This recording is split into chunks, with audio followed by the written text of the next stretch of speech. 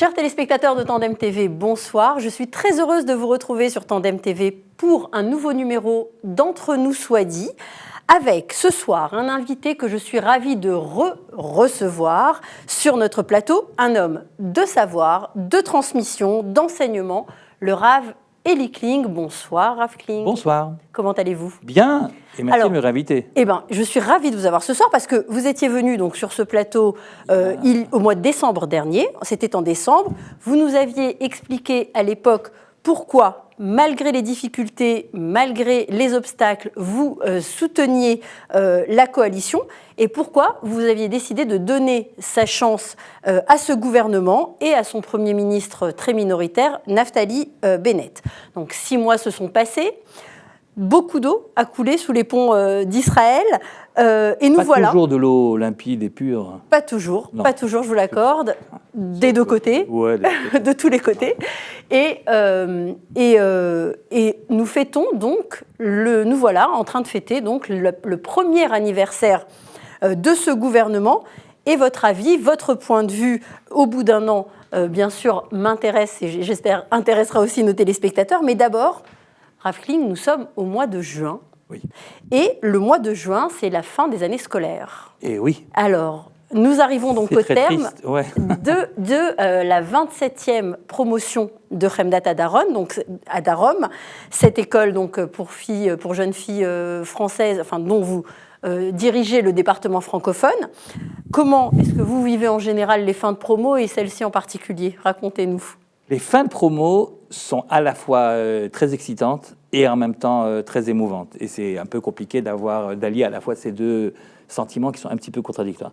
Mais c'est excitant parce qu'il se trouve que les hasards du calendrier, mais il n'y a pas d'hasard comme vous savez, les hasards du calendrier font que la fin d'année, c'est toujours très, très rempli. Ça commence avec Pessah, bien sûr, mais Pessah, elles ne sont pas là. Pessah, elles rentrent en France en général avec les parents, etc. Mais juste après Pessah, elles reviennent et là, c'est l'avalanche, c'est-à-dire il y a le Yom HaZikaron, il y a le Yom HaAtzmaut, il y a l'Lag BaOmer, il y a Yom Yerushalayim, il y a Shavuot, et puis ensuite il y a les derniers Tioulim de fin d'année, les derniers... Et alors c'est toujours très... D'ailleurs, non seulement c'est émouvant parce que c'est rempli et on a l'impression de quitter quelque chose d'important, puisque évidemment elle nous quitte à la fin de l'année, chacune suit son chemin, mais en plus c'est souvent pendant cette période-là que les hésitantes, parce que vous savez qu'elles viennent chez nous, elles ne savent pas encore si elles veulent rester en Israël après ou si elles veulent retourner en France. C'est ce qu'on appelle un programme Massad. Donc l'avantage, c'est qu'elles restent touristes pendant toute l'année et elles ne deviennent pas encore israéliennes. Donc c'est pendant cette année qu'elles décident si elles restent ou si elles ne restent pas. Et bon, les hésitantes, il y en a toujours comme ça au milieu. Il y a celles qui sont depuis le début, elles savent qu'elles vont rester. Et puis il y a celles qui disent moi je rentre, c'est sûr. Et puis il y a celles qui sont entre les deux, qui ne savent pas trop. Et c'est souvent pendant cette période-là qu'elles décident. J'ai eu récemment justement à Yom HaZikaron pour les Chayalim, donc la veille de Yom HaAtzmaut. Mm-hmm. On entend donc la sirène, la première, donc on est dans les cimetières militaires.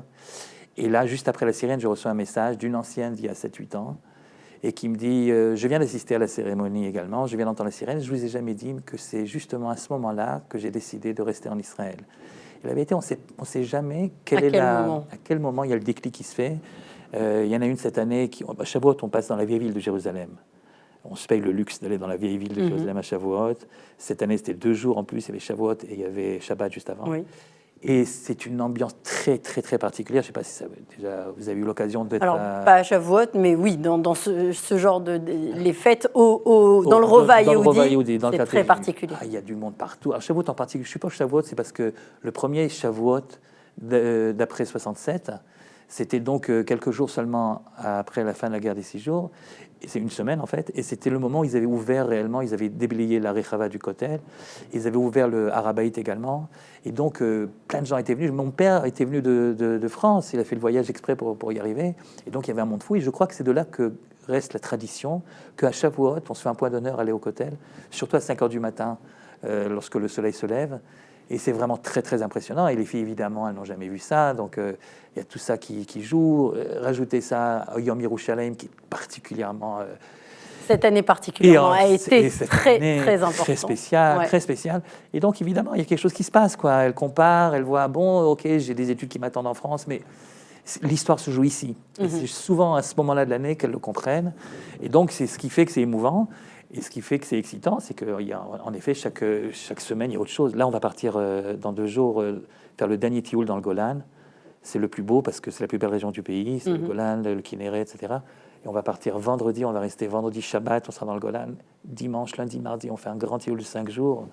Et c'est évidemment très... C'est un kiff, votre vie. C'est un grand finalement. kiff. La vérité, j'ai fait le programme à cause des... Ah oui, évidemment. C'est un grand kiff. Et puis après, tout le monde pleure. Vous avez le temps de vraiment vous investir et de vivre chacun des moments, ou est-ce que vous êtes déjà un petit peu dans la prochaine année scolaire? Alors, je suis un petit peu dans la prochaine année scolaire, mais j'essaye de pas que ça soit pas sur le compte. Je suis dans la prochaine année scolaire parce qu'il y a déjà plein d'inscrites. Et en fait, ça aussi, je ne sais pas si cette année en particulier, c'est la première fois que j'ai tellement d'inscrites à cette période-là. Ouais. Il vous reste combien de places là au jour? D'accord. 5. On ne peut pas aller plus que 40, donc il nous reste 5. Et franchement, en général, ça vient en août, en septembre, les derniers trucs. Là, on sera obligé sans doute d'arrêter un moment en disant... Bon, c'était une année électorale en France aussi, un peu compliquée, un petit peu... Bon. Peut-être. Si vous voulez bien, on revient à la vie politique, à cette coalition, premier anniversaire donc de la coalition... Et sans doute dernier anniversaire. Et du gouvernement. On verra, hein. Moi pour l'instant, c'est un miracle, je ne sais même pas comment chaque jour qui passe... Alors, je précise quand même pour nos téléspectateurs que nous enregistrons cette émission le lundi 13 juin, jour anniversaire vraiment de la coalition, et que au moment où on se parle, elle tient toujours. Elle tient toujours. En tout cas, à cette heure-ci, elle tient toujours. Donc, l'impression vraiment que chaque jour qui passe fragilise davantage un petit peu et la coalition et les membres du gouvernement, mais force est de constater que ça tient finalement, malgré les chantages des uns et des autres. Est-ce que vous avez une explication de comment est-ce que c'est possible, comment est-ce que c'est pas déjà tombé? L'explication la plus terre à terre, c'est que ceux qui font partie de la coalition n'ont pas vraiment intérêt à se retrouver en période électorale. D'abord parce qu'ils ont toujours dit, même ceux qui faisaient comme moi, même ceux qui faisaient une grimace devant ce genre de coalition, mais ils ont toujours dit que la grande raison pour laquelle ça valait la peine de donner une chance, c'était pour ne pas retomber dans le chaos des élections à répétition, à n'en plus finir, etc.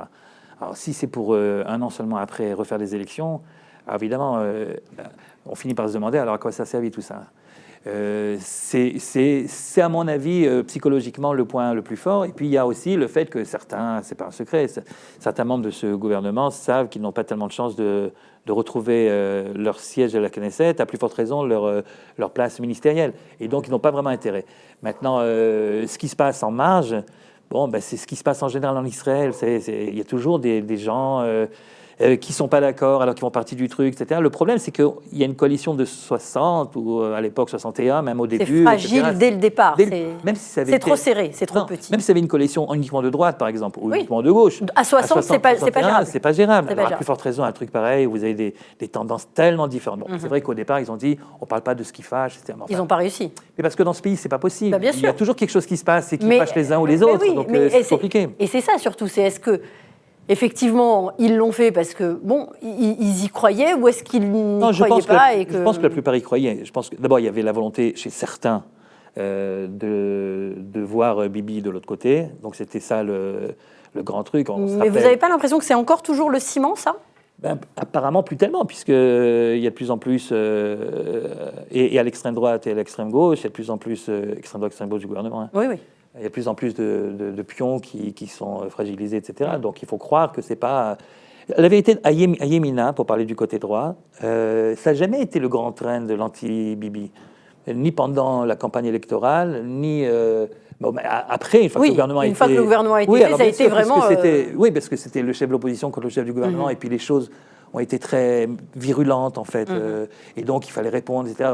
Mais tel que moi je me souviens, et de Chakel et de Bennett et des autres, et c'était leur campagne électorale, c'était ni Rak Bibi, ni Raklo Bibi, ni Bibi moi vraiment, ni pas du tout. Et donc il n'y avait pas cette, je ne vais pas dire haine parce que c'est trop facile, mais il n'y avait pas cette opposition virulente à une coalition avec Bibi qu'on a trouvée depuis le début chez un Sarr, par exemple, ou un Lieberman.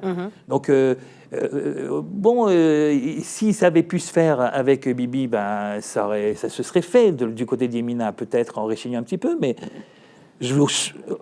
l'avantage qu'il y a seulement un an de coalition, c'est que les événements ne sont pas si vieux que ça, et donc on peut, vous et moi, s'en rappeler sans consulter les archives. Oui, mais c'est rigolo ce que vous dites, parce que finalement, si Yamina avait accepté de rentrer dans une coalition avec le Likoud, il y aurait eu une... Bibi aurait été en mesure de faire une... non, justement, mais je vous rappelle...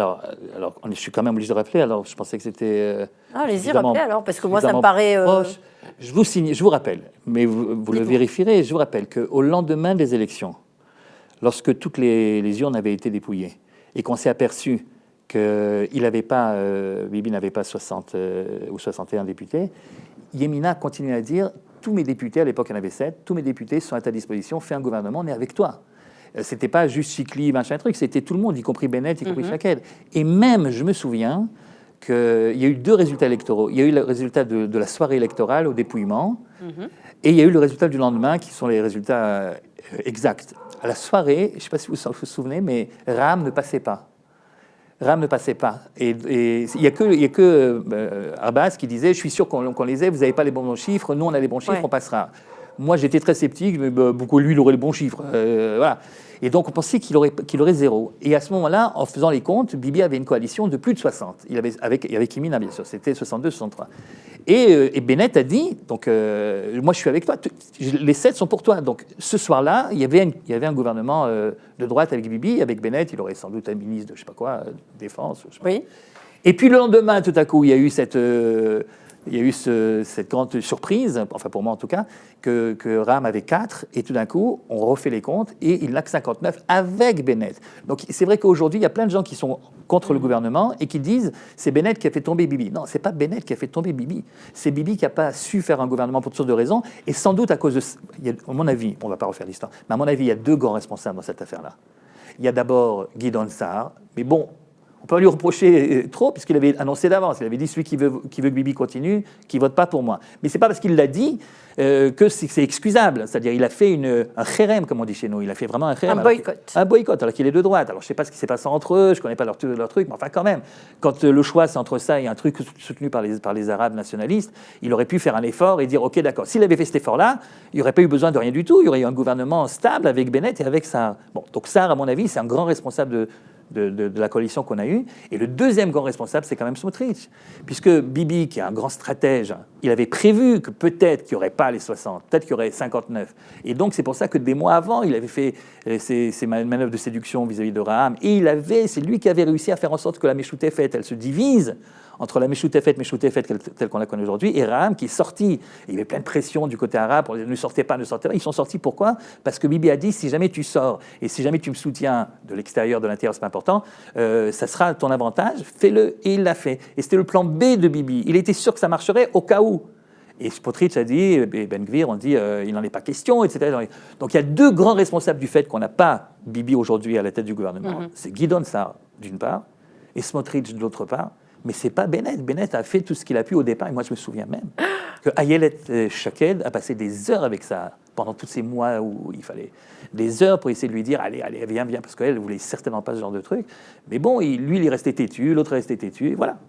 Alors, vous disiez tout à l'heure qu'il y en a certains, effectivement, dans cette coalition qui n'ont pas intérêt, qui n'ont pas envie d'aller à des élections parce qu'ils savent qu'ils passeront certainement pas le seuil d'éligibilité. Ouais. Et pourtant, on a un Bennett et un Lapid qui clament, à qui veut l'entendre un peu partout, qu'ils ont été les sauveurs du pays, que leur gouvernement est un des meilleurs de toute l'histoire d'Israël.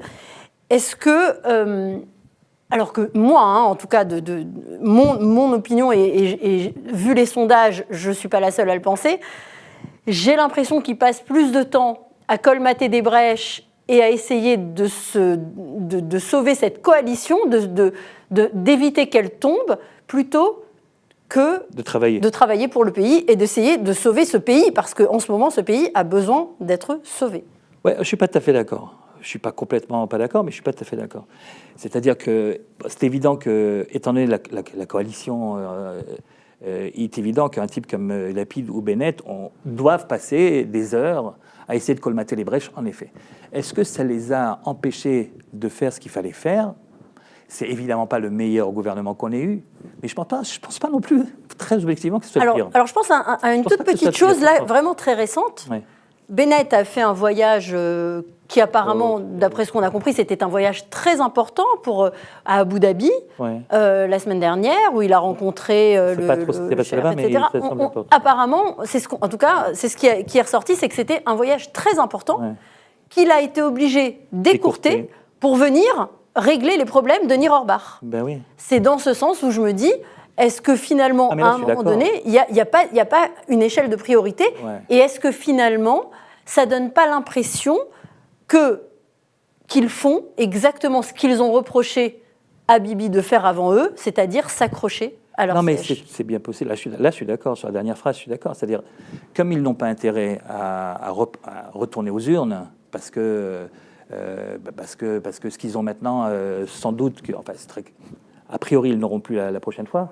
Donc, évidemment, ils passent du temps à ça. Et c'est sûr que quand on doit passer du temps à ça, c'est sur le compte d'autres choses. Donc, je suis d'accord avec vous que cette coalition, étant ce qu'elle est, fragile au niveau du nombre et hétéroclite au niveau des partis, bien sûr qu'ils passent du temps là-dessus et que, comme la journée n'a que 24 heures, c'est évidemment sur le compte d'autres choses. Maintenant, ceci dit, les problèmes de coalition, ça a toujours existé. Il y a toujours le chef du gouvernement qui a passé des heures pour essayer de colmater les brèches.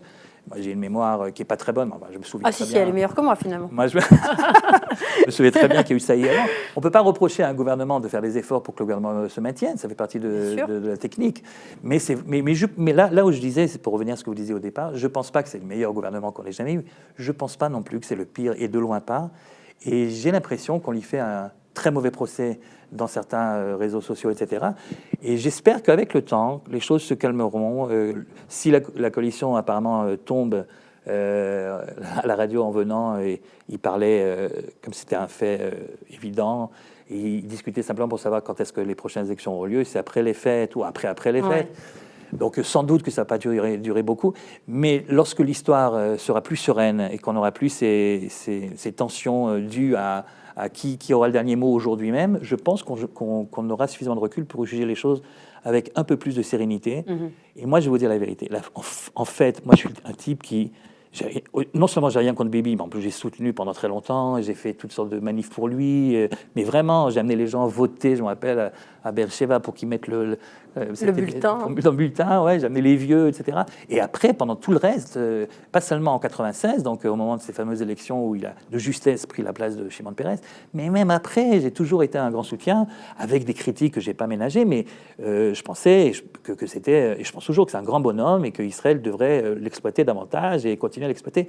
Donc moi, je suis pas le type anti-Bibi, de loin pas. J'ai fait un article, je sais pas si vous l'avez vu une fois, justement après, pour lui dire grand merci pour ce qu'il a fait, etc. D'un autre côté, j'aime beaucoup Bennett. Je sais que ça ne m'attire pas que des compliments sur les réseaux sociaux, mais vous savez, si on a mon âge, on n'est plus capable de dire ce qu'on veut, alors ça ne sert plus à rien. Donc je pense que Bennett est un type, contrairement à ce que les gens pensent aujourd'hui, qui est plus idéologue, idéaliste qu'opportuniste, et qu'il y a toujours, évidemment, chez les hommes politiques, une ambition personnelle, c'est évident, mais enfin, elle n'est pas plus chez lui que chez quelqu'un d'autre, hein. Mais il y a... j'en ai pour preuve le fait que ça aurait été tellement plus facile pour lui, justement pour maintenir cette coalition, si vraiment il y a le siège qui l'intéresse. Comme de toute façon, il s'est brûlé avec sa base électorale. Ça aurait été tellement plus simple de céder chaque fois qu'il y avait vraiment une petite tension entre la gauche et la droite dans le gouvernement. Mais au contraire, on a vu qu'il tenait la route qu'il s'était fixée à lui-même, qui n'est peut-être pas aussi à droite que d'autres auraient voulu, mais c'était ce qu'il avait fixé pour lui-même. J'ai plusieurs exemples en tête, si vous voulez, on peut en parler. Et pour moi, c'est quelqu'un qui est droit dans ses bottes dans ce sens-là. Il a une vision d'Israël et il essaie de faire le mieux possible dans le cadre de la situation réelle telle qu'elle est pour faire avancer les options qui sont les siennes et qui sont aussi les miennes du même coup. Et donc, mais par exemple, donnez-moi un exemple parce que j'arrive pas à voir dans quoi, qu'est-ce qu'il a fait depuis qu'il est là pour faire avancer les idées de la droite, par exemple. Alors, je ne sais pas ce qu'on appelle la droite aujourd'hui ou pas la droite. Enfin, si la droite, par exemple, c'est plus de sécurité, c'est pas baisser la tête, c'est tenir tête aux pressions, etc. Je viens du Sud. j'habite à 8 km, je crois, ou 10 km de Gaza, à vol d'oiseau. On a eu une année, il n'y a pas eu une seule, chez nous, il n'y a pas eu une seule azaka, il n'y a pas eu une seule sirène. Et les filles, j'aurais dit, quand elles arrivent en octobre, je fais toujours le même discours, on est dans une région un petit peu difficile, voilà ce qu'il faut faire en cas de, etc. Et je suis persuadé au moment où je dis ça, que ça arrivera. Ça arrivera dans 2 semaines, dans 2 mois, mais ça arrivera. Et là, depuis des années, on n'a pas eu une année aussi calme. Alors vous allez me dire, c'est à cause de Bibi. Non, c'est pas à cause de Bibi. Non, c'est pas à cause de Bibi. Parce que, je veux dire pourquoi je pense pas du tout que ce soit à cause de Bibi. Je pense que justement, c'est parce qu'il cède et qu'il a cédé à toutes les exigences qu'on a eu du silence. Alors ça, c'est très rigolo parce que dans ce genre de discussion, les anti-Bennett gagnent à tous les coups. C'est-à-dire, s'il y a eu des roquettes qui avaient été tirées, on aurait dit, tu vois quel gouvernement, les Arabes font ce qu'ils veulent, il n'y a pas de réaction, on se fait avoir. D'ailleurs, c'est ce qu'on ne sait pas gêné de dire ça quand il y avait quelques attentats. Il y a c'est pas quelques attentats, c'est beaucoup d'attentats. Oui, c'est ça. Bon, il y a beaucoup d'attentats, c'est aussi le mot beaucoup. Beaucoup par rapport à quoi? Bon, enfin, par rapport à une période courte. À partir du moment où il y a quelqu'un qui est tué, c'est toujours très grave. Bien sûr, bien sûr. Pour minimiser les choses. Bien sûr. Enfin, bon, moi je suis là depuis près de 40 ans. Bon, j'ai connu des périodes d'attentats qui étaient largement plus. Et j'ai trouvé que le gouvernement israélien a réagi comme il fallait réagir. Ils sont rentrés en force dans les territoires, ils ont arrêté ce qu'il fallait arrêter, etc. Je ne pense pas qu'un autre gouvernement aurait réagi autrement. Et je n'ai pas l'habitude, quand il y a des attentats, de le mettre sur la tête du gouvernement. Les attentats, parce que les Arabes ne nous aiment pas et c'est tout. Mais ce que je veux dire pour Mais sauf que ça a apporté, ça a mené à quoi? Finalement, c'était très bien. Moi, j'ai trouvé ça Ils ont bien géré le truc. J'ai trouvé très bien d'effectivement d'aller, de rentrer à Jenin, etc., puisque c'était de là apparemment la source des derniers. Si c'est Ram qui tient le gouvernement parce que vous savez, mais enfin, comment se fait-il? Mais enfin, Ram n'a plus voté avec la coalition pendant des mois. Ils n'ont plus été capables de faire avancer une moindre loi. Et malgré tout, le gouvernement a continué à faire ce qu'il fallait pour la sécurité du pays, même s'il savait que ça fragiliserait la coalition. Même chose à propos de Gaza. Je sais exactement pourquoi il n'y a plus... Enfin, je crois savoir. Et je disais que dans les discussions qu'on a avec les anti-Bennett et les pro-Bennett, le problème avec les anti-Bennett, c'est que quoi qu'ils fassent, de toute façon, il y a toujours une possibilité d'expliquer. Il y aurait eu des raquettes, on aurait dit c'est un gouvernement de lâches, il ne fait rien, les Arabes font ce qu'ils veulent, on ne réagit pas. Il n'y a pas de raquettes, c'est parce qu'il a certainement donné de l'argent, on ne sait pas exactement à quel moment il a donné de l'argent, mais sûrement ça a dû se faire, etc. Donc c'est win-win. Mais c'est pas sûrement, c'est sûr, évident. Donc c'est ça. Donc on gagne à tous les coups. Vous avez entendu parler de cette entreprise-là qui est en train de... Moi, je vais donner une autre version de pourquoi il y a eu une année très calme au Sud. C'est parce que pour la première fois, et je suis vraiment avec quelqu'un du Sud, je suis l'affaire de très près, croyez-moi, pour la première fois, au moindre ballon qui venait, et au début ils ont essayé, après le gouvernement Bennett, une fois qu'il était déjà installé, les premières semaines, les premiers mois, ils ont envoyé, comme ils faisaient d'habitude, un ballon par-ci, un truc par-là, un feu qui prend tout d'un coup dans un champ, etc. Et il a réagi de manière très ferme contre chaque ballon et chaque truc. Alors peut-être que ça aussi, c'est une possibilité de trouver une solution pour que c'était calme. Pas obligatoirement parce qu'elle a donné des pots de vin à droite à gauche. Donc ça dépend avec quel regard vous regardez tout ça. Si, a priori déjà, vous venez en disant c'est un gouvernement de lâche qui n'a rien de droite. Alors pas de lâche, je ne me permettrai pas. Pas de lâche, mais en tout cas... Qui fait rien parce qu'il est pris au piège. Qui a créé des alliances qui l'ont paralysé. Oui. Alors évidemment, chaque fois qu'on voit quelque chose, un résultat qui est positif, on dira c'est à cause de ça. Mais si on essaie de regarder les choses avec bienveillance, en essayant de voir comment... Par exemple, ils ont quand même... donner des autorisations de construction dans les territoires bien plus que le Likoud. A priori, c'est une grosse fake news. On a demandé des listes. J'ai essayé de trouver des listes. J'ai des copains qui habitent là-bas. Dans des nouveaux villages. Donnez-moi un nom de nouveau village qui a été construit. Non, pas des nouveaux villages. Dans les parce villages que existants. lui aujourd'hui se vante d'avoir donné d'autorisation de nouveaux villages. De nouveaux villages, j'en sais rien. On verra bien si ça se construit ou pas. Moi, je parle des villages existants, parce que ça a été ça le problème numéro 1 pendant 15 ans, avec les Américains, avec les autres, etc. Est-ce qu'on a le droit ou pas d'étendre les villages existants pour donner une réponse à la démographie, etc., naturelle? Et là, je constate simplement au niveau des chiffres qu'en 12 mois de gouvernement Bennett, il y a eu un peu plus de 7200, je ne sais pas combien, autorisations, et que les 12 mois précédents, une partie, c'était pas avec un gouvernement américain hostile. si j'ai bonne mémoire, il y a eu 4000 quelque chose. On n'est pas là pour faire... Mais non, mais ce que vous nous donnez pas, c'est en parallèle le nombre de logements et d'autorisations sur des logements arabes en territoire C.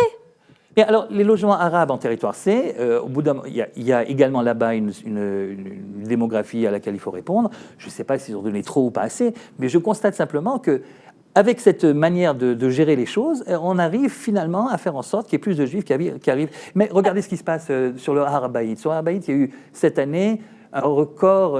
Alors vous allez me dire, c'est pas grâce au gouvernement. Oui, mais si le gouvernement avait décidé de fermer pour faire plaisir à ses copains de la coalition arabe, eh ben, personne n'aurait pu monter là-bas, même pas Ben Gvir. Mais les gens sont montés, y compris à Yom Yerushalayim. Et moi, je monte pas pour l'instant. Je suis encore en train d'hésiter au niveau religieux, etc. J'ai beaucoup envie de monter. Et chaque fois, je me dis, bon, j'ai du travail, laisse tomber de faire, mais je sais que c'est des prétextes. Mais un jour, je le ferai certainement. J'étais très heureux de voir mon Rav, le Rav Bochko, qui est monté récemment avec toute sa yeshiva, de manière très... Non, ce sont des très très belles images, images. S'il avait voulu, il aurait fermé. S'il avait eu peur de réactions arabes, il aurait fermé. Et là, ça, aujourd'hui, c'est le côté le plus sensible. Oui, mais c'est ça qu'on reproche aujourd'hui à Bennett. En tout cas, ceux qui, comme moi, n'avaient au départ rien contre... Non, mais d'un autre côté, vous me parlez des autorisations de logement, etc.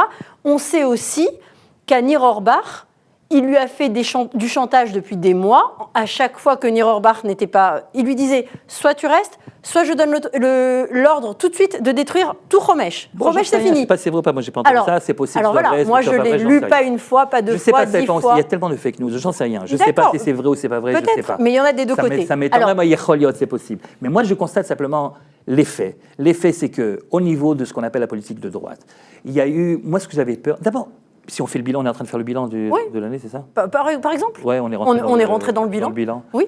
La première chose, à l'avantage du gouvernement, et je prends exprès le parti de voir ce qui est les points positifs, non pas parce qu'il n'y a pas de points négatifs, parce qu'il y a suffisamment de gens qui le font à longueur de journée, que je n'ai pas besoin d'ajouter. Puis j'aime pas crier avec les loups, j'aime pas. Et donc, au niveau des points positifs, vous savez, le premier point positif, c'est que toutes les grandes prophéties de malheur qu'on a dit le jour même où le gouvernement a été formé, ne se sont pas réalisés. Ce n'est pas des points positifs qui ont été faits, c'est déjà le fait de ne pas avoir... Moi, je me souviens, je l'ai lu, je peux vous amener les trucs, mais vous les connaissez certainement. Il y a eu, depuis le bonhomme qui est derrière son Internet lambda et qui écrit des trucs, jusqu'au chef de la nouvelle opposition, il y a eu des prophéties de malheur, comme quoi c'était la fin du sionisme, la fin du judaïsme, que c'est un gouvernement qui ne sera pas capable de tenir tête à l'administration américaine, c'est un gouvernement qui ne sera pas capable de continuer à avoir une liberté d'action, c'est Bibi qui a dit ça, une liberté d'action pour faire des trucs en Syrie, ou évidemment contre l'Iran. Alors, contre l'Iran, il a dit ça va être la catastrophe, Ils seront incapables de faire la moindre chose, puisqu'ils sont tenus par le Baram. Moi, je constate que tout ça, ça s'est pas... Il y avait également des prophéties de malheur concernant la religion. Il y aura plein de bus qui rouleront Shabbat. Ils ont dit à un moment, je me souviens... Ça, on ne leur a pas laissé le temps. On ne leur a pas encore laissé le temps. S'ils voulaient vraiment... Non, mais enfin, ça fait un an, ils pourraient dire... Ils n'ont pas encore eu le temps de... Voilà, c'est ça le problème. Non, mais c'est pas ça. C'est que c'est toujours... Mais parce que moi, j'en ai vu de ces prophéties se réaliser. Moi, je n'ai pas vu ces prophéties-là, les pires prophéties, je ne les ai pas vues se réaliser. On a dit que les gens de Chabad ne pourraient plus mettre les films dans les rues. On a dit plein de choses. On a dès le départ, dès le premier jour, on a diabolisé complètement le truc en disant c'est la fin. Moi, j'ai eu une bonne femme qui a fait son alia il y a 4 ans et qui me téléphone en pleurs parce qu'elle a lu, elle ne parle pas bien hébreu, donc elle lit les trucs qui se passent sur Internet, dans les trucs francophones qui sont, pour le moins, on va dire, orientés, ok. Et donc, elle est persuadée que c'est la fin de la fin, c'est que la Géoula a complètement changé de cap et qu'elle pense que c'est la plus grave décision qu'elle a prise de venir en Israël à ce moment-là, peut-être qu'elle va retourner, etc. J'ai eu toutes les peines du monde de lui dire, écoute ma fille, ce que tu lis, c'est pas ce qui se passe. Elle vit dans un monde... et c'est ça que je reproche. Je reproche pas l'opposition à un gouvernement quel qu'il soit, surtout pas à un gouvernement de ce style-là où il y a tellement de choses à reprocher, de vraies choses à reprocher. Je reproche le côté systématique des choses. Je reproche que les gens soient incapables de dire merci quand il se passe quelque chose malgré tout de bien. Que chaque fois qu'on dit voilà ça c'était pas mal. Ah non, c'était sûrement parce qu'il y avait un truc derrière. C'est ça que je reproche. C'est ce siyar qu'on appelle ça en hébreu, ce siyar, cette manière de voir les choses qui est tellement orienté, négatif, systématique, tu peux plus rien dire. Tu peux pas dire. Yom Yerushalayim, c'était un jour où on a pu rentrer, on a pu rentrer par la porte de Shrem et par la porte de Yafo. Il n'y avait pas de menace, bien sûr. Et pour vous embêter un petit peu, je vais vous dire que s'il y a eu autant de monde à Yom Yerushalayim, c'était pour montrer à ce gouvernement. Je sais rien, moi j'ai vu des gens. C'était pour montrer à ce gouvernement. Pourquoi vous dites ça? Parce que je connais des groupes. Non, mais des groupes qui se sont formés. Des copains moi, qui se sont formés, qui sont pro-Bennett et qui sont venus et qui sont pas pro-Bibi et qui étaient là-bas parce qu'ils voulaient montrer que les Arabes n'auront pas le dernier mot. Bien sûr. C'est pas le gouvernement, c'est les Arabes. Le principal, c'est qu'on se retrouve là-dessus. Exactement. Mais pourquoi je dis ça? Vous êtes d'accord qu'on reproche ce gouvernement, cette coalition, quand elle s'est créée, on nous a promis le calme, la sérénité, l'ennui. On nous a promis l'ennui. Je me rappelle très bien de Lapide en train de dire aux journalistes je suis désolé, vous allez vous ennuyer. Oui, nous n'allons rien. Et ça n'a été que des petits arrangements entre amis. Mais que ça. Alors, on a promis à coup d'argent. Vous êtes d'accord? Là, on a eu Rina Ouizouabi. Alors, on arrive à un deuxième point. Je termine avec l'histoire de Yom Yerushalayim, parce que quand même, c'est important. C'est important parce qu'on a de quoi comparer. Alors, je sais bien qu'il y a un an, la tension était au comble, etc., etc. Il n'empêche qu'il y a eu des pressions de la part du Hamas et que Bibi et moi, à l'époque, j'ai défendu. J'ai dit, écoute, c'est pas une mitzvah d'Oraïta de rentrer par Shrem. Si jamais ça peut provoquer, il faut faire confiance au pouvoir, aux gens qui sont spécialisés dans la sécurité. S'ils disent que c'est dangereux, c'est pas grave. Cette année, on rentrera par Yafo. Donc, il a fermé Shrem. Grosse erreur. Grosse erreur. Alors, il a fermé Shrem et on a reçu sur la tête à 6h de l'après-midi. Il y avait les mêmes pressions, et des États-Unis, et des Européens qui ont dit on va tout condamner, et évidemment du Hamas, et en plus, cette fois-ci, deux ministres qui ont dit c'est une provocation inutile, etc., etc. Le plus facile pour lui, ça aurait été de fermer également. Il n'a pas fermé. S'il avait fermé, on aurait dit il est à la solde des Arabes. Comme il n'a pas fermé, qu'est-ce qu'on dit? Il a sûrement donné de l'argent au truc. Etc. Non, donc, mais finalement, Yom Yerushalayim, c'est la seule chose que je peux vous accorder. Non, c'est pas la seule chose. Il y a eu des constructions de trucs. Il y a eu toutes sortes de choses. Et il y a eu surtout une volonté, en tout cas, qui n'a pas fonctionné jusqu'au bout, une volonté d'essayer de ne pas obligatoirement juger les choses. En ramenant tout de suite, on ne peut pas reprocher à Bennett ça. Il n'a pas, chaque fois qu'il y avait quelque chose, chaque fois qu'il y a un type en Iran qui explose, il y en a régulièrement. Là aussi, Bibi avait dit, ils ne feront rien en Iran, ils auront les mains. Non, ils feront aussi en Iran, parce que la sécurité, contrairement à ce que les gens pensent, la sécurité d'Israël, c'est une priorité pour tout le monde, que tu sois du centre, de droite, de gauche. Après tout, c'est quand même la gauche qui a créé l'État. Bon, ce n'était pas la même gauche qu'aujourd'hui, mais c'est des gens qui ont quand même la sécurité d'Israël au fond du cœur. Et donc, ce n'est pas parce qu'il y a dans le gouvernement des rames et des trucs comme ça qu'on ne va pas aller faire sauter un Mad'an, un scientifique iranien, ou qu'on ne va pas aller attaquer en Syrie, etc. Et ça, on nous avait dit, ça ne pourra pas se passer. Ça se passe. Alors, quand on voit qu'on s'est trompé, on dit c'est un gouvernement qui n'est pas normal, il n'aurait pas dû être. Comment ça se fait? Et je suis d'accord. Comment ça se fait qu'un type qui a 6 ou 5, ou je ne sais pas combien il a aujourd'hui de députés, il a plus. Je ne sais plus combien il a de députés, d'être Premier ministre, ça ne se fait pas du tout et c'est pas normal. D'ailleurs, lui-même, il avait dit à moins de 10, je ne pourrais pas être. On peut pas. Et on voit bien qu'on ne peut pas. Là, je suis absolument d'accord. Mais ce n'est pas parce qu'il y a ça qu'il n'y a pas aussi autre chose. Mais il y a 50. Alors, comment vous expliquez qu'il y a 51% des Israéliens qui estiment que cette expérience d'intégrer des islamistes, des antisionistes dans une coalition, dans un gouvernement, cette expérience a échoué? Apparemment, elle a échoué, je suis d'accord, elle a échoué. Regardez ce qui se passe. Lui, il essaie encore de jouer le jeu, comment il s'appelle, Abbas Mansour, de son prénom. Ouais. Moi, depuis le début, je ne fais pas confiance. Mais enfin, d'un autre côté, de quoi on aurait eu l'air, d'ailleurs Bibi l'a bien compris ça, de quoi on aurait eu l'air si, pour la première fois, vous avez un chef de parti arabe, nationaliste, islamiste, ce que vous voulez, qui dit « je suis prêt », évidemment, on ne le croit pas, mais il dit « je suis prêt à mettre de côté le côté nationaliste palestinien ». Mais il ne l'a pas fait une seconde. Pour m'occuper des problèmes de civils, etc. Oui, etc. Il ne l'a pas fait un quart de seconde. Qu'est-ce qu'on aurait dit de nous-mêmes si on n'avait pas dit « ok, chiche, bon, viens, on essaye ». Je ne sais pas si ça aurait été juste après, ou 2 semaines après, ou 1 an après. Il s'avère que c'est un truc qui ne marche pas.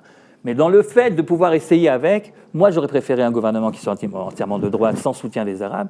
Mais on ne peut pas, quand il y a un type qui vient au Beta Knesset, quand il y a eu les attentats, je vous rappelle, quand c'était encore Bibi qui était au pouvoir, il y a eu les attentats, enfin les lynchages, non, etc. C'était à Lod. À Lod.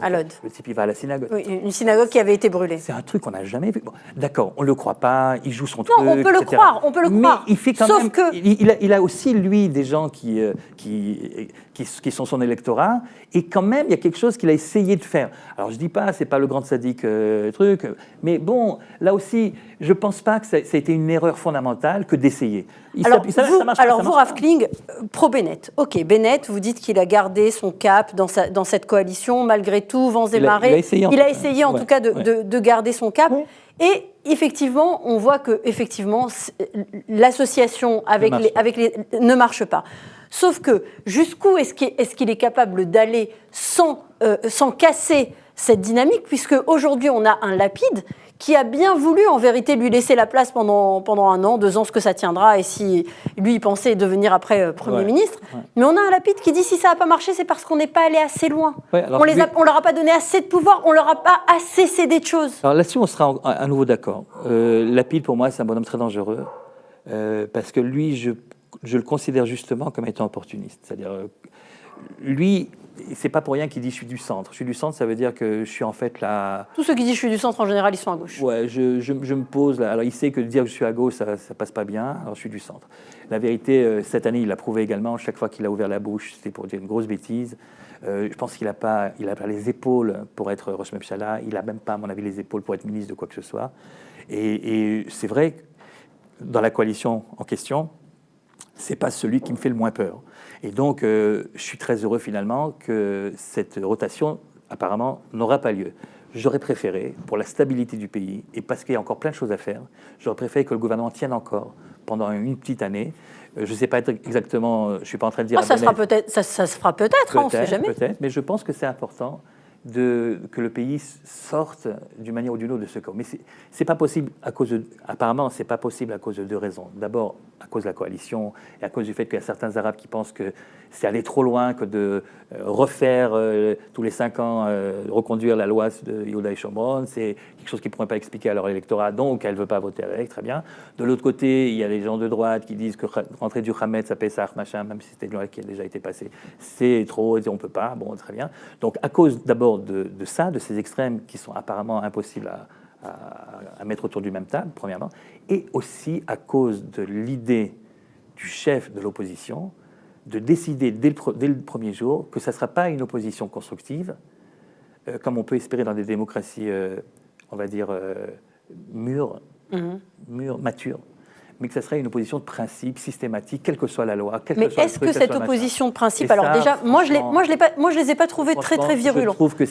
Moi je trouve personnellement que c'est honteux. Je trouve que c'est honteux qu'un type comme Smotrich, un type comme Bibi, ou comme tous les gens qui sont vraiment de droite, qui sont de Likoud, osent faire tomber un truc, c'est même pas une loi proposée par le gouvernement, c'est une reconduction qui normalement devrait se faire de manière... Oui, mais regardez. Pendant toutes les années, même la gauche a voté pour ça. Oui, mais regardez, Rav Kling, regardez. Et le Likoud vote contre, et après ils expliquent, ouais, c'est pour faire le gouvernement. Alors non, c'est pas ça. Regarde, à part faire tomber le gouvernement, il y a aussi autre chose. Non, c'est pas ça. Regardez, je vais vous donner mon point de vue, vous allez me dire ce que vous en pensez. On a d'un côté une coalition qui n'est plus capable de faire passer des lois. Ouais. Elle n'a pas été capable de faire passer la loi Mimadim, les Limoudim pour les bourses. Elle n'est pas capable toute seule. Elle a besoin de quelques voix. Elle a besoin de l'opposition. Elle a besoin de l'opposition. Ouais. Donc, à chaque fois qu'elle veut faire passer une loi pour la population juive, attendez, pour la population juive, alors quel intérêt d'avoir une opposition? Bien sûr que l'opposition, elle veut revenir au pouvoir. Alors faisons tomber le gouvernement avec des motions de censure, comme la loi le prévoit, avec des motions de censure, en votant contre le budget, en faisant des discours à la ils ont été trop. Alors ça, c'est ce que je vais vous accorder. Ils ont été trop mous. D'accord. Tout ça, c'est bien. Faire des manifs, tout ça, c'est bien. Mais ça a toujours été, contrairement à la propagande du Likoud d'aujourd'hui, ça a toujours été comme ça. Que lorsque lorsqu'une loi a été proposée, que ce soit d'ailleurs une loi de la coalition ou de l'opposition, et qu'elle est pour le bien des femmes battues, pour le bien des Mitiashvili, pour le bien de je ne sais pas quoi, il n'y a pas d'opposition et Mais c'est de majorité. la politique politicienne. Non, mais c'est ça qui n'est pas normal. Quand il s'agit de choses qui sont des choses importantes, qui touchent à la sécurité et à la vie des gens les plus faibles de la population, qu'est-ce que c'est que cette histoire de dire on va voter contre? Et qu'est-ce que c'est que cette histoire de dire que Miri Regev, elle ose dire, bon, elle ne pensait pas que ça allait être divulgué, elle ose dire les femmes violées, les gosses, les machins, les handicapés, etc. Alors que pensez-vous? L'essentiel, c'est ça. Non, il y a un truc de base ici qu'on a oublié, et contrairement à ce qu'on dit, ça n'a jamais été le cas pendant les années, tel que moi je me rappelle en tout cas, il y a un truc de base. Un député de l'opposition, il a 2 missions, pas une. Première mission, c'est de faire tomber le gouvernement quand il peut le faire. Et deuxième mission, c'est d'être au service des intérêts de ceux qui ont voté pour lui, même si ça veut dire voter pour une bonne loi quand elle est proposée par quelqu'un avec qui je ne suis pas d'accord par ailleurs. Mais oui, mais ce n'est pas ce qui s'est passé. Depuis le premier jour, il était absolument interdit, sous peine d'être excommunié du bloc, il était absolument interdit de voter pour quelque chose. Et d'ailleurs, je peux vous répondre de la même manière que, pas plus tard que la semaine dernière, l'opposition a présenté une loi pour l'augmentation du salaire minimum et que toute la coalition, y compris les partis de gauche qui sont censés faire du social, il y en a une, elle est montée au perchoir de la Knesset, elle a pleuré en disant je ne peux pas parce que je serai sanctionnée par... Ok, d'accord, mais je suis d'accord. C'est de la même manière. Ce que je veux dire, c'est que de la politique politicienne... Je suis d'accord, mais regarde, ça n'a pas commencé comme ça. Il ne faut pas non plus. Je sais que ça a commencé, ça va commencer. C'est une question de bagarre de jardin d'enfants. Mais la vérité, je ne défends pas. Je suis d'accord que si c'est une bonne loi qui vient de l'opposition, il faut la voter. Oui. Sauf que quand c'est des lois qui ont des... C'est quoi le privilège de l'opposition? C'est présenter des lois qui ont des influences sur le budget, et comme ils ne sont pas responsables directement du budget, ça sert à... Ils vont mettre en difficulté. Pourquoi pas le faire de toute façon? Alors on peut augmenter le SMIC de 3 000 shekels, que ça peut faire. Je suis dans l'opposition, je le fais, et je vois que les autres, évidemment, ils ne peuvent pas voter pour, parce que le ministre des Finances, il dit, regarde, ça n'a pas été le cas. C'est pas dans le budget de ça. Donc, il y a un certain nombre de choses que je comprends très bien, que l'opposition, elle le fait parce que c'est partie du jeu, et qu'elle s'attend à ce que la majorité dise non, parce que c'est pas le moment, parce qu'on n'a pas l'argent pour, parce qu'il y a d'autres priorités, etc. Ça, c'est le jeu. Là-dessus, j'ai pas de critique. Oui, c'est pas normal. Moi, je me souviens quand la loi sur le Golan est passée. Bon, ça fait très longtemps, c'est vrai. J'ai des souvenirs. Quand on vieillit, on a des souvenirs qui sont plus. On se rappelle plus ce qui s'est passé hier. Quand la loi est passée, c'est à l'époque de Begin. Il a fait passer la loi de l'annexion du Golan. Ok. Il y a eu des députés de l'opposition de gauche qui ont voté pour. Il y en a un qui a dit « Moi, j'habite au Golan. Je suis venu pour ça. Les gens qui m'ont élu, c'est parce qu'ils veulent que je vote la loi. Je m'en fous que ça soit Begin. » Lorsque, malheureusement, il y a eu l'autre côté, c'est-à-dire, je dis malheureusement parce que pour moi c'est malheureux, mais pour montrer que dans le principe ça existait, lorsque Sharon voulait faire passer la loi de l'Aitnatkut, Sharon et Bibi d'ailleurs, eh ben, les gens de l'opposition de gauche, évidemment, ont tous voté pour, parce que c'était dans leur idéologie. Ils n'ont pas dit « Ah ouais, mais ça va donner des points de crédit à Sharon ». Ils ont dit « Ok, on le fait parce que… » C'est ça que je reproche, c'est ça que je regrette. C'est que depuis un an, on est dans une opposition et dans une majorité, en effet, je suis d'accord, qui sont de principe, qui sont systématiques, qui sont tout sauf constructives. Alors que le pays a besoin quand même de gens qui dépassent tout ça. Oui. Je ne dis pas qu'il ne faut pas. Alors, est-ce que c'est pas parce que la naissance même de cette coalition ne s'est pas faite ça n'a pas répondu à la volonté du peuple, à la volonté des urnes? Je ne sais pas, c'est pas une raison. C'est pas une raison. C'est-à-dire, Bibi n'a pas réussi à faire une coalition. On peut comme moi, être rageur contre Saad ou contre Smotrich, c'est mon cas. Mais une fois que la coalition elle est là, c'est l'intérêt du pays. Mm-hmm. Je dis pas qu'il faut la soutenir quand elle fait des bêtises, mais quand elle fait pas de bêtises, quand elle fait des choses qui sont... Est-ce que c'est normal que... On se rend pas compte, en fait, le risque qu'a pris l'opposition. Le risque après l'opposition, c'est qu'évidemment, si le gouvernement tombe avant la fin juillet, alors bon, le renouvellement de cette fameuse loi sera automatique jusqu'aux prochaines élections, et donc il n'y a pas de problème. C'est pour ça que c'était pas très... Mais c'est un grand risque. Alors, et sinon, tous mes copains qui habitent là-bas, ils ne peuvent plus voter, il n'y aura plus de... Et ils prennent le risque. Que je prenne 2 petites secondes pour expliquer à nos téléspectateurs ce que c'est cette loi. Ouais. Alors cette loi, c'est une loi qui est renouvelée depuis des dizaines d'années, tous les 5 ans, et qui permet tout simplement aux habitants de Judée-Samarie d'avoir les mêmes droits comme le Bitoire Leumi, le droit de vote, que les Israéliens qui sont à l'intérieur de la ligne verte. Parce qu'il n'y a pas eu d'annexion jusqu'à présent, ni des gouvernements de droite ni les gouvernements de gauche. Pour toutes sortes de raisons. Donc, le gouvernement israélien n'a jamais voulu annexer officiellement la Judée-Samarie comme il a annexé Jérusalem ou le Golan. Et donc, c'est un cas à part. Et donc, il faut bien faire des... Ça n'aurait pas passé au niveau juridique autrement. Donc, il fallait faire ce qu'on appelle des takanot, des décrets provisoires. Exactement, qui sont renouvelés systématiquement et qui sont présentés Qui au aurait vote. pu imaginer que la droite ne vote pas pour ça, alors que Meretz a voté pour. Enfin, on marche sur la tête. On marche sur la tête. Attaque les autres, attaque-les quand tu veux, attaque-les quand tu as la possibilité de le faire tomber tout de suite, mais pas... Alors, je vous emmène un petit peu ailleurs. Ouais. Il y a une personne de l'opposition qui s'est faite, qui a gagné en popularité et parce qu'on le voit partout, c'est Itamar Ben-Gvir. Itamar Ben-Gvir, il s'est comporté comme un député d'opposition hargneux, qui va au combat, qui est sur le terrain en permanence. Il est sur tous les fronts et il a gagné en popularité.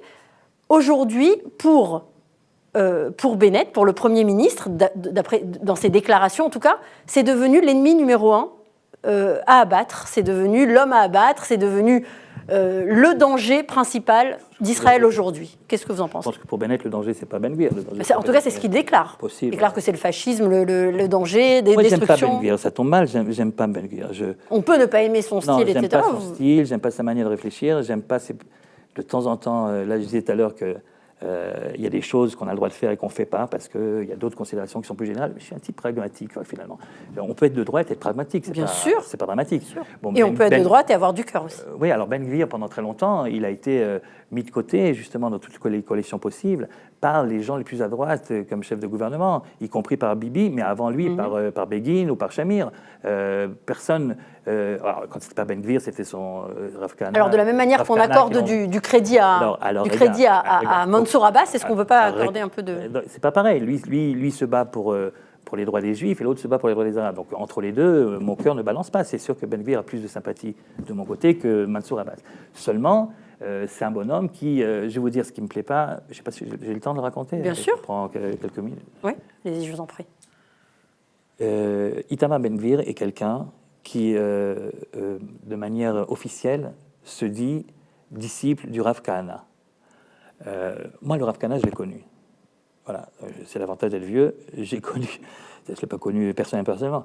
Mais en tout cas, vous l'avez connu quand il était à la Knesset, Knesset. Vous avez entendu ses déclarations. Et je l'ai vu à plusieurs reprises, parce que nous, au Bnei Akiva, quand on était donc très jeunes et en dehors d'Israël, on avait une grande admiration pour Kahana parce que c'était lui, et ça on ne peut pas lui enlever, qui était le premier réellement aux États-Unis à se battre pour libérer les Juifs du RSS. Et nous, c'était le grand combat, et donc c'était un héros.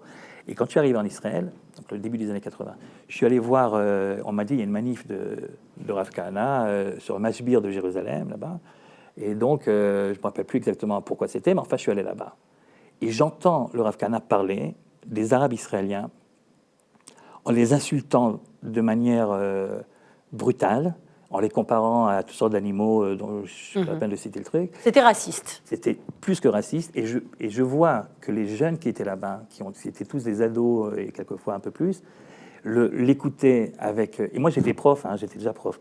Et gourou. Je dis, ce type-là a une influence. Si jamais il y a un arabe qui passe maintenant, il se fait lyncher. Il a terminé de parler, il est parti. Les autres, ils sont restés comme ça à cran. Il y a un arabe qui est passé. Et il s'est fait lyncher. Enfin, il a presque fait lyncher. Il a traversé le carrefour. Ils ont tous couru derrière. Heureusement qu'il courait plus vite et que c'est comme ça qu'il a échappé. Et moi, ça m'a guéri du kahanisme une fois pour toutes. Alors, quand il y a un type comme Itamar Ben-Gvir, je ne dis pas encore une fois que Kahana, il n'a pas dit des choses bien, il n'a pas fait des choses bien dans sa vie. Mais enfin, c'est pas vrai que le style, c'est pas important. Le style, quelquefois, c'est la mahout, c'est l'essence. Quand un type comme Ben-Gvir, il met un portrait de Goldstein qui a assassiné des Arabes en prière, etc., quelle que soit la raison, mais il est rentré, il a tiré, bon, et il met ça, et c'est seulement quand il y a une pression qui veut bien l'enlever. Je m'excuse, moi j'arrive pas. C'est quelqu'un que je peux pas. Alors est-ce qu'on peut accorder un peu de crédit, c'est-à-dire que de la même manière que tout l'échiquier politique a basculé vers la gauche, c'est-à-dire que tout le monde a évolué, la gauche est devenue vraiment très très gauche, très à gauche, tout a bougé un petit peu vers la gauche. Même moi qui me considère de droite, je considère que le Likoud aujourd'hui pour moi n'est pas assez à droite, donc je vais peut-être aller chercher quelque chose qui est plus proche de mes idées, plus sur la droite. Est-ce que de la même manière on ne peut pas accorder ce crédit à Itamar Ben-Gvir d'avoir lui aussi équilibrer un petit peu essayer de rééquilibrer l'échiquier. Par exemple, et d'avoir mis un petit peu d'eau dans son vin par rapport aussi à Baruch Goldstein et à tout ça. Je ne sais pas combien d'eau il a mis dans son vin, je ne sais pas. De la même façon que je suis sceptique sur l'extrême gauche qui a fait tchouva, je suis sceptique également sur Ben-Gvir qui a fait tchouva. Mais bon, je suis d'accord avec vous. Ok, il faut que tout le monde doit être représenté. D'ailleurs, peut-être que le système électoral, tout le monde s'accorde aujourd'hui à dire qu'un système qui permet à un type avec 5 ou 6 ou 7 députés d'être ministre, il arrive à bout de souffle. Ouais. Le problème, c'est que, encore une fois, impossible de faire la moindre réforme s'il n'y a pas un accord entre l'opposition et la majorité. Or, avec le climat empoisonné qui a été créé, ok, je vous l'accorde des deux côtés, encore que certainement davantage du côté de l'opposition, mais enfin, on ne va pas rentrer là-dedans. C'est impossible. Ça veut dire quoi? Ça veut dire qu'on est impossible de se mettre d'accord sur un truc où tout le monde est d'accord qu'il faut réformer tout ça. Il faut essayer de se mettre ensemble pour essayer de comprendre de quelle manière ça serait le plus adapté, parce que je ne veux pas non plus qu'on fasse une Knesset qui ne représente plus rien, avec 2 grands partis et c'est tout, comme certains le disent aujourd'hui. Et on n'a qu'à diviser ça comme on fait en France, en cantons, et puis d'abord, il n'y a pas des cantons parce que c'est un petit pays, et puis les problèmes nationaux sont beaucoup plus importants que les problèmes locaux. Et de toute façon, si on le fait, il y aura 2 députés religieux, le représentant de Bnei Brak et le représentant de certaines régions de Jérusalem, et c'est pas normal. C'est pas normal qu'en Israël, on a un seul État juif, c'est normal que chaque idéologie s'exprime. Mais on est arrivé à une extrême qui n'est plus possible. Alors c'est sûr qu'il faut réformer tout ça. J'appelle de mes voeux, évidemment, comme tout le monde, qu'il y ait une réforme, mais il ne peut pas y avoir de réforme. C'est toujours la même chose, on revient au même problème. On a trop empoisonné le débat. Le débat n'est plus un débat d'idées, ça devient uniquement un débat avec qui tu es, qui a parlé. Les gens attendent d'abord de savoir de quel parti il est avant de prendre position. C'est pas possible. C'est pas possible. On a suffisamment de problèmes comme ça. C'est pas possible. Et là, le barbu que je suis rajouterait. Non seulement c'est pas possible, mais c'est tellement inquiétant parce que ça rappelle des situations qui sont encore gravées dans notre mémoire nationale, qui est ce qui s'est passé pendant le Deuxième Temple, où les gens étaient divisés par haine de clans. Personne ne réfléchissait si vraiment peut-être que l'autre il a quand même dit quelque chose de juste ou il a fait quelque chose de juste. C'était une haine totale jusqu'au moment où les Romains sont arrivés, ils ont fait le ménage et c'est terminé. D'ailleurs, c'est un traumatisme national. Et d'ailleurs, c'est un traumatisme d'autant plus. Alors là, je vais rajouter un petit peu de mysticisme dans ce que vous avez dit.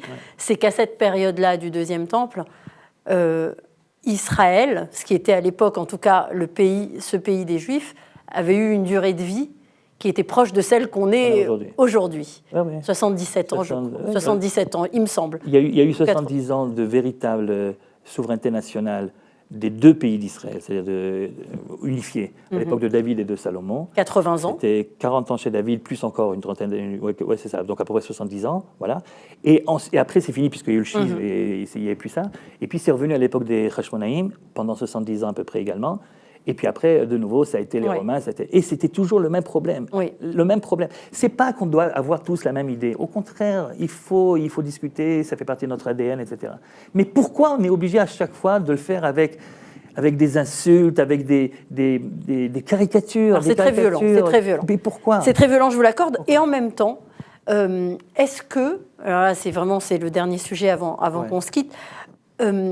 Il y a 42% dans un sondage qui est sorti aussi le week-end dernier, 42% des Israéliens qui souhaitent voir Binyamin Netanyahou revenir au poste de Premier ministre et diriger le pays, contre 7% pour Bennett, 16% pour Lapid, et, extraordinaire, parce que c'est en 2e position dans le sondage, 19% de gens qui n'ont pas d'opinion, qui ne savent pas, peut-être qu'ils s'en foutent, on sait pas. Ils s'en fichent peut-être, on ne sait pas. Et dans le sondage, on a proposé d'autres personnalités du Likoud ou pas? En tout cas, je ne sais pas si on a proposé d'autres, je sais que les 3, en tout cas ceux qui arrivent, c'est 42% Binyamin Netanyahou, on ne sait pas, 19%, 16% Lapid, 9% il me semble que c'est Benny Gantz, et 7% seulement Bennett, après 1 an quand même à la tête du pays. Alors, moi, ce que j'ai envie de vous demander, c'est est-ce que vous ne pensez pas que finalement, oui, c'est vrai, Bibi a été trop longtemps au pouvoir et que peut-être cette année, ou cette année et demie, en tout cas jusqu'à peut-être qu'il revienne, ou peut-être pas, on ne sait pas ce que l'avenir nous réserve, mais s'il devait revenir, peut-être que cette année et demie en purgatoire, dans l'opposition, en tant que chef de l'opposition, lui aura peut-être fait du bien.